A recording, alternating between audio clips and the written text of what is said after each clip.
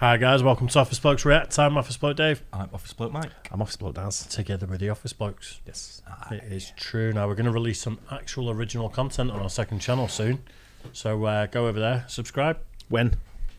When I get back from my holiday next week. Oh, okay. So I guess the week after we'll start releasing stuff. Yeah? Sounds good. Yeah, there you go. Yeah, So go for it. from the time you're watching this, I think it'll be 2 weeks at the latest. Right. We'll release something. Depending when this video comes out. Yeah. About. Roughly. Yeah, just keep your eye out for that. It's going to be good. Right then, China's troops get smoked in first combat disaster. Oh, really? No idea with this one. No. Didn't know they're sort of like up against anyone at the moment. Well, they're at war with Against the India, world, aren't they? The world. Ah, yeah. Remember- Is it ongoing with India though? Is it sort of like I think it's a a peace border- I think broke it's a out, border it's battle, border isn't it? dispute? And, Yeah, we did that thing where they fight with sticks, didn't that's we? right. Yeah, you're right. Anything else would be an act of war. Maybe Yeah. Taiwan? No, because people are watching that too closely, Yeah. aren't they? Yeah. Yeah. Yeah, I don't know. They'd have to invade there anyway, wouldn't they? Yeah, So yeah. Let's check it out. China's troops get smoked in first combat disaster. In July 2016, Chinese UN peacekeeping soldiers found themselves in the middle of an all-out war in the South Sudanese capital of Juba. After the fiasco, the individual Chinese soldiers and commanders of the United Nations peacekeeping mission were criticized for failing to protect the citizens and millions of dollars worth of humanitarian resources. A Washington-based nonprofit analysis of the battle found Chinese soldiers had abandoned their posts and refused orders to return fire. But is that actually the case, or is it more complicated than that? What does the Battle of Juba tell us about the way the People's Liberation Army fights? How have these little-known events from 2016 changed the Chinese military and their foreign policy today? And what strategic interest does China have in the South Sudan that brought them there in the first place? But before we get into that, I want to tell you about this video's sponsor, Goat Guns. These are non-firing, 1/3 scale, tiny die-cast metal replicas. Goat Dave Guns wants have these. every Look, stopped it. detailed part of I was just about to skip, and then that came up, and I'm like, that was pretty cool, actually. the model accurately crafted. Proof of this comes from their over 15,000 five-star reviews. Actually, I was looking through some of those reviews, and you guys found some pretty weird creative ways to express yourself with these, like this doll with demon eyes and an M4A1. You, sir, have deep-seated unresolved Does it problems, shoot, do you but that's think? okay, No. so do I. thought so. And Goat Guns lets me express my inner sociopath and never ever judges me for it. Father's then. Day is just around. When you said does it shoot, just go back a little bit. It says on it, non-firing replica. Where does it say that? In the massive letters that you can Big only massive see on it. letters. Oh, non-firing there, yeah. I was looking at the box, I wasn't reading that. No, I thought it might have been like a toy gun, you know, so it shoots something, not actual bullets. A flag that comes out and says bang.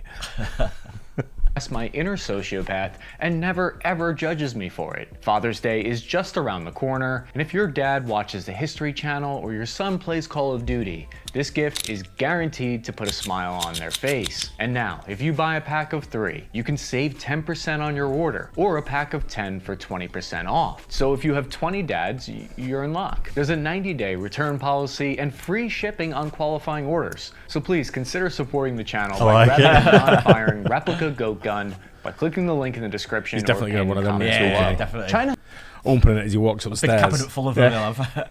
$35.99. You're going for the 20% off, aren't you? For like 20 weapons. I'm very, very tempted. has been a member of the United Nations Security Council since 1971, but initially they refused to contribute any combat forces or budget to the UN peacekeeping operations. Then, in the 1990s, China began to send non-combatant personnel, like engineers and agricultural advisors, to support the UN missions. But there was a major change to this policy in 2015.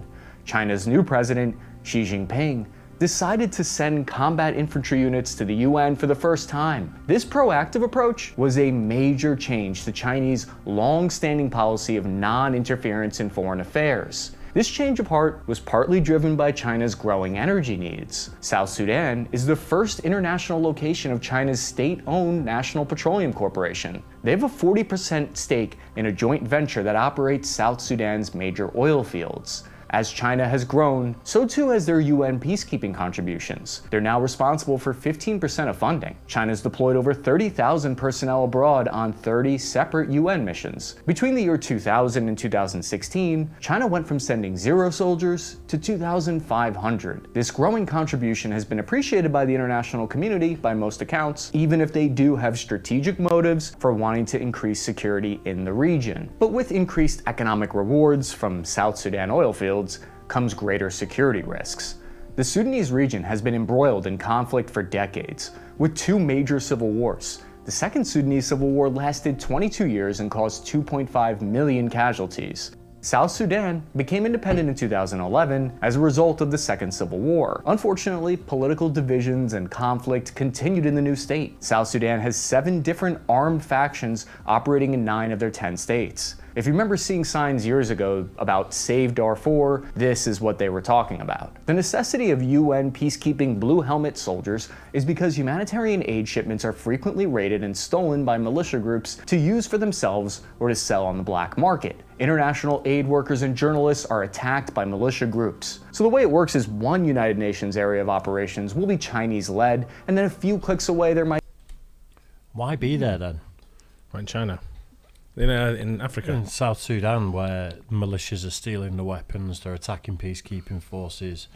Like, wouldn't it get to a point where it's like, look after yourselves then? And everyone just like out. Not if they need peacekeeping missions going on in there. You want to try and keep the world calm, don't they? But there's also China are probably donating, or but it's not the right word, deploying UN peacekeepers into areas where there's mass oil in Africa, big in Africa, China. Oh, absolutely. Plus where they've investment. They've invested in a lot of the in like the power stations and stuff like that, haven't they? So they've got a vested interest in making sure they're not taken over by militia, I'm guessing. And they probably want to keep an eye on the other UN peacekeepers in the region as well, and not sort of like making a strategic reason for it as well, won't it? You know, having people on the ground, is. We used to ship a lot of aircraft oil to JUBA. Yeah, and, they sent me over there. JUBA. Oh, you've been there, really? No, I didn't go. I went, nah. Not for me. Yeah, I watched a thing, I can't remember which African nation it was, but it was about the most the most gold-rich nation in Africa, and I think it's one of the poorest nations in Africa. Where was it? And I can't remember which one it was now. I literally watched a video on it the other day, and they're saying that the price per, for gold and then per capita, and it's like people are absolutely skint scraping just to survive. Yeah. Because I think it's France own the mineral rights, and they're just taking all the gold and not probably paying somewhere like Cameroon or DRC or one of the French-speaking sort of. There's quite a few French-speaking areas there. Senegal. There's quite a few in there. But I think Africa just gets abused by the rest of the world, doesn't it? Just take the resources, come in as people. At the same time, you got countries like Nigeria where it's by its leaders. Liberia for George Taylor for years was a joke. The South African regime are big supporters of Russia, aren't they? Probably. I've seen a few videos of that where they're starting to sing the old Boer War songs, about killing the white man and taking the farms and stuff. Yeah. And they're very outspokenly pro-Russia and anti-Western values. And is that the current leaders? It's the current leaders, the ANC that's in power there. I think so.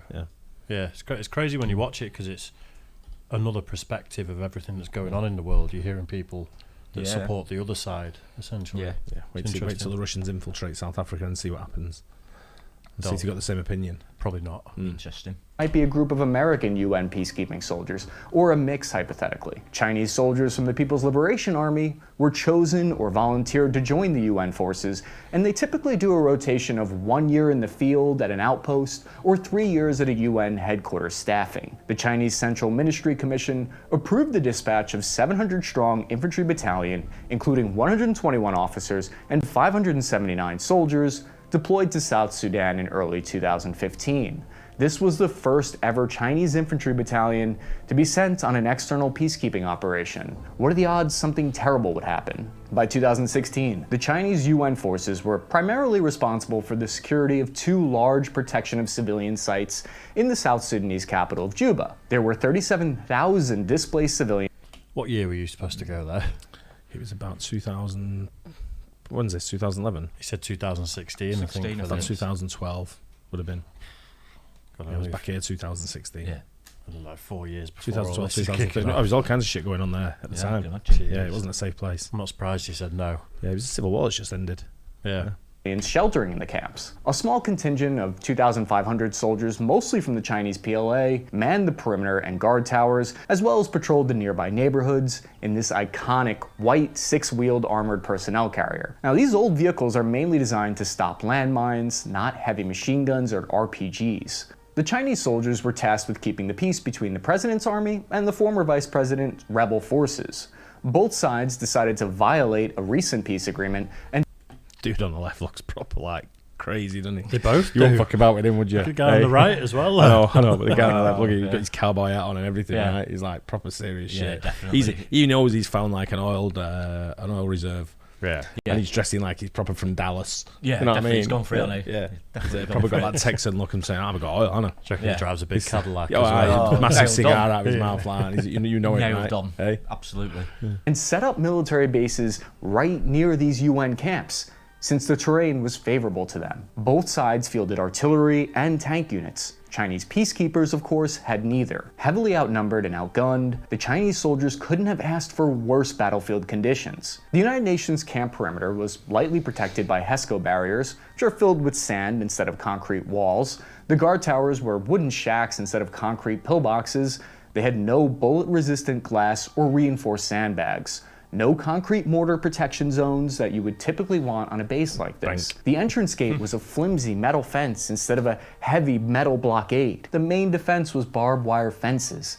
This place was not set up to prevent a heavy assault. On July 8th, the tension between the two groups exploded into all-out war. The government army forces and the rebel forces rampaged through the city. They did not observe any rules of engagement, attacking hospitals and non-combatants. Estimates placed the rebel forces' strength at over 1,400 soldiers. They looted shops, hospitals, and aid stations. People raced to the UN Chinese protected camps to escape the fighting.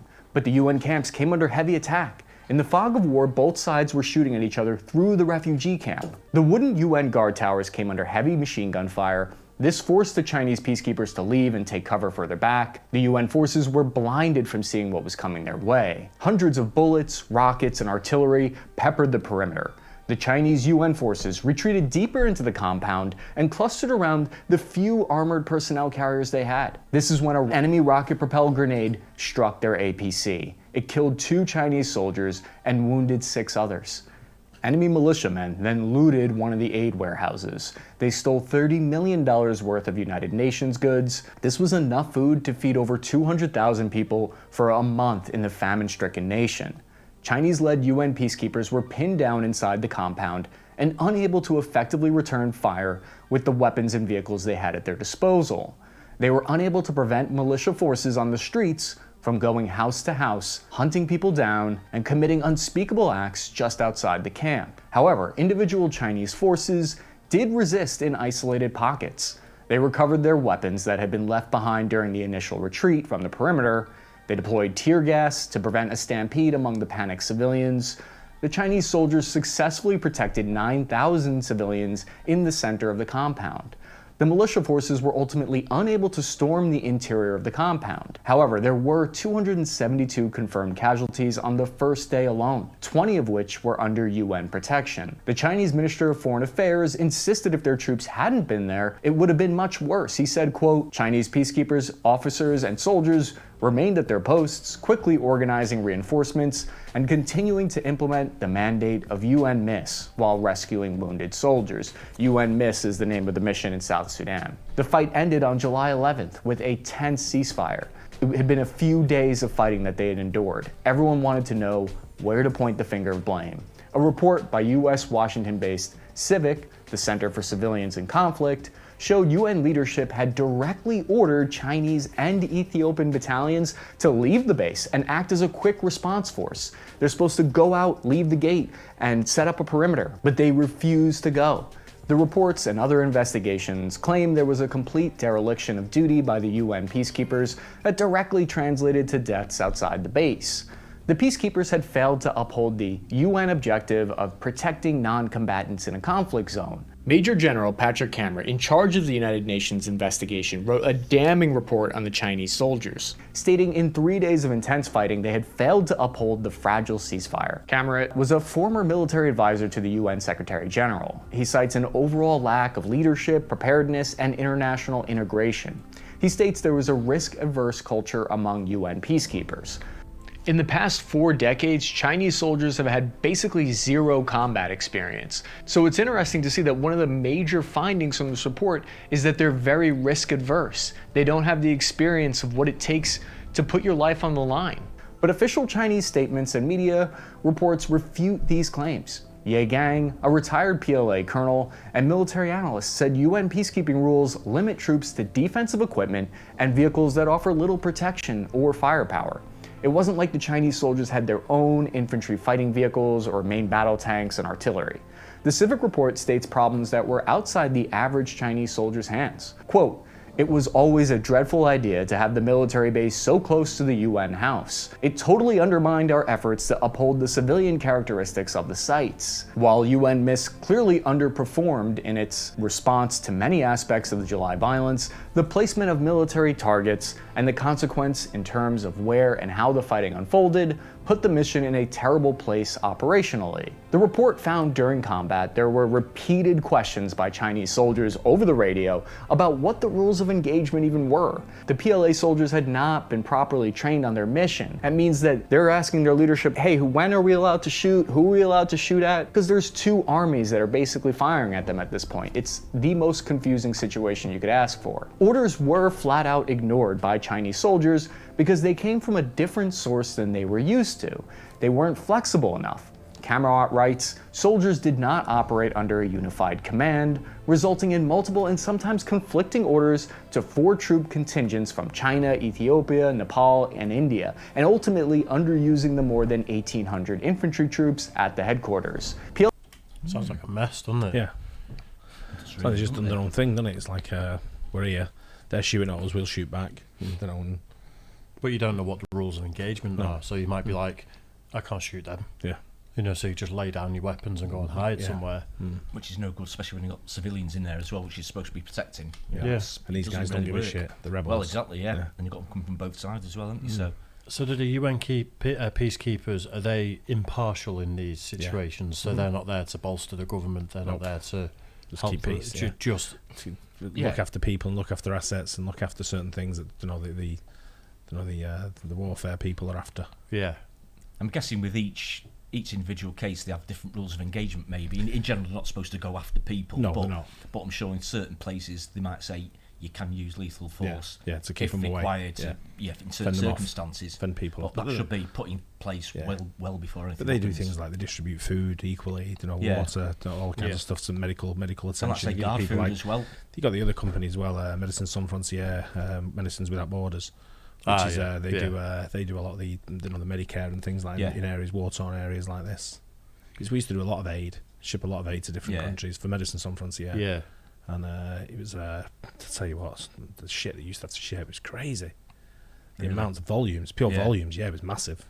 I'm talking in chartering vessels and chartering aircraft. Yeah. It wasn't just like a pallet of stuff and 2 pallets of stuff. Wow. It was shitloads of stuff. Chartering aircrafts every day for like a month. Yeah. Wow. Loads of That's shit. a lot. So much of it comes from corruption as well, doesn't it? Yeah. Like there is enough resources in certain countries. It's just being hoarded. Look at Nigeria. Look at Nigeria, one of the largest. We said before, one of the largest oil-producing countries in the world. One of the cash-rich countries in the world, and look at the poverty and stuff that goes on there. Yeah, it doesn't cascade down; it just stays at the top. You got places like in South America as well. It's like Venezuela or something. Venezuela's like that, yeah. Oil rich or something, isn't it? All absolutely crazy. It's mad, isn't it? PLA soldiers in the past have been criticized for drilling and training to follow a rigid command structure. So they weren't flexible enough to take orders from Ethiopian command and United Nations command above them. There was also evidence of a lack of basic medical training and CASEVAC procedures by the PLA soldiers. The second Chinese soldier passed away at 11 a.m. the following morning. This was 16 hours after the initial RPG attack. The UN MISC facility only had a level 1 clinic suitable for treating sick and malnourished refugees. But Level 1 clinics lack the necessary surgical tools and transfusions. The Chinese forces requested medical evacuation to a better equipped facility called Tongpang Compound 15 kilometers away, but there was no escort available for the ambulance to make it through the intense fighting, so they never ended up going. Military personnel later testified they believed the second Chinese soldier would have survived if they'd been evacuated. The Civic report attests that the death of the 2 Chinese soldiers had a profound effect on the morale of the remaining UN soldiers. Afterwards, they were more cautious than normal. More than 2 months after the crisis, the report states Chinese peacekeepers still did not conduct regular foot patrols, standing patrols, or patrols outside its perimeter at night. Quote, when the mission does conduct patrols, its soldiers peer out from the tiny windows of armored personnel carriers. I think this is likely because they knew if they were injured, there was no guarantee they would receive the proper medical care. Not by coincidence, just a year later in 2017, China instituted a major restructuring of their military. This undoubtedly played a part in China's decision to form a strategic support force and joint logistics support force that directly interfaces with the new Chinese theater commands. Analysts thought this tactical failure might lead to China shrinking from the future peacekeeping missions, but they sent a rotation of an even larger 925-strong infantry battalion to replace the first unit in South Sudan. The reason peacekeeping is so important here for China is because roughly 5% of China's oil imports come from Sudan.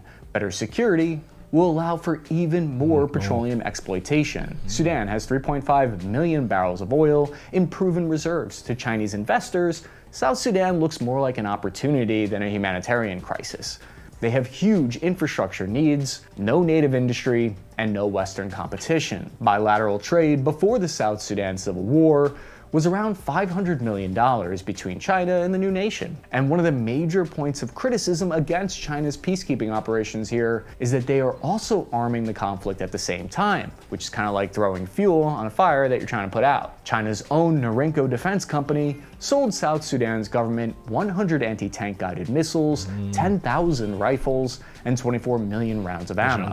It's an open secret in geopolitics that nations always act in their own self-interest, even when appearing to act on behalf of someone else's. The Modern War Institute at West Point characterized the issue well by saying, while self-serving, Beijing's approach is not necessarily a bad thing and does not negatively impact peacekeeping. As the PRC achieves its own economic, military, and reputational goals, UN peacekeeping is better funded, better trained, and better manned to carry out today's complex missions. Most other troops contributing countries are similarly driven to participate out of self-interest. This could explain why China has over 1,000 troops continually deployed in South Sudan. It's not just the right thing to do, but it's also in their best interest to foster stability and development in the country. And above all else, the Chinese UN peacekeepers avoid the kind of scrutiny that you would get about the sovereignty concerns that would normally come with news of building a Chinese military base in South Sudan. China often gets a bad rap, and I'm often critical of them, but their troops fought hard to protect the people in South Sudan that day under difficult conditions with limited resources and limited equipment and firepower. Let's go back to that when the troops were walking through, Dave, with the gear and the. Avoid the kind of scrutiny that you would get about the sovereignty. Not that one. Concerns that would normally come with news of building a Chinese military base in South Sudan. China often gets a bad rap, and I'm often critical of them, but their troops fought hard to protect the people in South Sudan that day under. There. That's the image you have of East Africa, isn't it? Yeah. When people talk to me about East Africa and they talk Somalia, Sudan, South Sudan, certain parts of Kenya, that's exactly what goes in my mind. Yeah, And it's been like that for years. Yeah, Certain parts of DRC, South Nigeria. Yeah, there's been trouble over there for a long time, hasn't there? Yeah. A long time. Yeah. But that's the image that goes through my mind.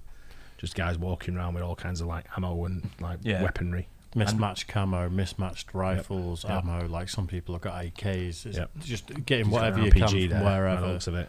Yeah. And I guess a lot of this has happened over the last 30, 40, 50, 60 years because of oil, gas, minerals, things like that. Again, it's the spread of wealth. People want to try and capture what's good for them. Yeah, of course. And they come up with what's it? I've told you the story before about the guy who asked me to help him with a military coup.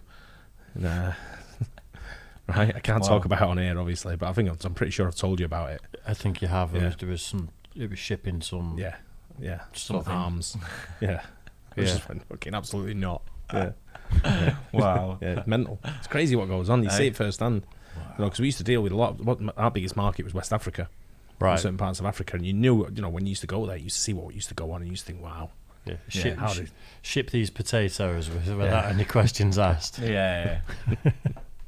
Difficult conditions with limited resources and limited equipment and firepower. There were many considerations that were out of their control. A total of 18 Chinese nationals have been killed while on UN peacekeeping missions, according to UN data. These deaths are rarely talked about since they're not in a regular Chinese army unit, regardless of the geopolitical power plays that all nations engage in. Soldiers putting themselves at risk to protect the innocent and vulnerable is always a noble goal, and we would like to recognize the sacrifices of Yang Shupeng and Li Lai, who died in July 2016 in defense of others. If you want to support the content, you can join our members. It's a good channel, though. Yeah, interesting stuff. Yeah. I like learning more about the stuff like that goes on, because, like I say, a lot of the places I've been to with going under these kind of sort of like circumstances, and you look at it, and when you go there, you look at it and you think, this volatile. Yeah. Any day now he's going Just looks a to. bit edgy. Some of it doesn't. Some of it you go to nicer parts and he's like, no, you can see why this is okay. Yeah. And then you go to the deeper sort of like villages where they are if you want, and it's like, nah, they want what they've got. I mean, again, I suppose like anywhere in the world, and you go to dodgy parts of, rich cities, even over here and in the US and stuff, it's just a different type of edginess, I guess, isn't it? But people are looking from the outside and seeing what they've got on the inside and going, I want a piece of that. How can I get that? Yeah. And the only way they think you can get it is by getting weaponry and maybe blasting law their and way order through, isn't law and quite order up to isn't scratch in certain places. You look at is it? Somalia, Justice, there's nothing. You look what's going on in Somalia still to this day. No government. There's no government. It's lawless. All kinds of shit going down. Each of the tribes are running their own thing. Every man for himself job, innit, really? Pakistan, the tribes are running the way it works over there. I think we've got plenty of corruption over here, but it's on such a different level. We still have an infrastructure and a government organisation that's been consistent for most corrupt in the world, I think. Well, we have one, but the thing is, our government's been consistently in place probably since the fall of Rome, hasn't it? I know it was like the monarchy that was doing it and the church and things like that, but there's essentially been law and order for 2,000 years. There's not been a civil war. No, there's not just been anything like that, and I feel like we take it for granted, whereas some countries it's so tentative, and it's like, I don't like that government. I'm the vice president and I'm going to go and take over, and there's a coup. And if what went on over here, if we took our politics and shit that went on here and moved it to a country that's volatile, shit would go down like you wouldn't believe it. Absolutely, it'd be mental, Yeah. crazy. I'm not saying there's no other country that does handouts like what we do. Yeah. For people, so imagine. it's just absolutely wild. I had a bit of a rant about it last night. I know we don't do politics, but it was a video, a country song called the Rich Men of West Virginia, I think it's called, or North Virginia, and it's about heavy taxation and the rich man sort of doing this, and I unfortunately went a bit political. I started ranting about corruption and it just annoyed me. But then it's like I'm watching the same sort of stuff's happening in the States, and it's the same smarmy politicians getting all the contracts and their wives with companies that benefit from it all. I'm like, I just got a finger in every fucker's pie. That's what it is. And once you start learning that everyone knows, and then now you look at it and go, it's the same as what I'm saying about we're looking from the outside going, how come we can't have that? Why have you got it? Yeah, we've done the same as you. Why have you got that? Because you push yourself to the front of the queue. Yeah. That's why you've got that, and now your wife and your son or your daughter or your cousin or your uncle, whoever it may be, if some family member you give that contract to, and I'm doing exactly the same thing out here, and I'm working my hardest, and you just come up and made a company and give them the contract. Yeah, we've seen it happen here. Yeah. And we've gone, how's that happening? Right? Yeah. Why can't we get that? And we're looking from the outside in and going, that should be us. We could make money on that. Yeah, but we can't because they're blocking us. So what do? We get our guns and we go in and say, we're having that. That's ours now. Yeah. But I mean, take it. You could argue that's why they're making it harder to own guns in this country. Possibly. Whereas in the States, it's actually part of the Constitution that you're allowed. Yeah. Over here, there is no Constitution that says something like that. They could get rid of all of them tomorrow. Absolutely but everything. We're teetering. We are. There's a lot of unhappy people in this country. I completely agree with you. All it takes is one or two, and it's going to go pear-shaped. Anyway. Hopefully you can watch us. I'll be proper looting down. No, we're running off with that massive TV. What we're going to do nothing with. We'll live stream just to be a part of it. We'll go live every night and give people updates on. We'll be there in the chippy. Give me some chips. Hope you guys enjoyed it. Don't forget to like and subscribe. We'll catch you on the next one. Cheers, guys. Cheers.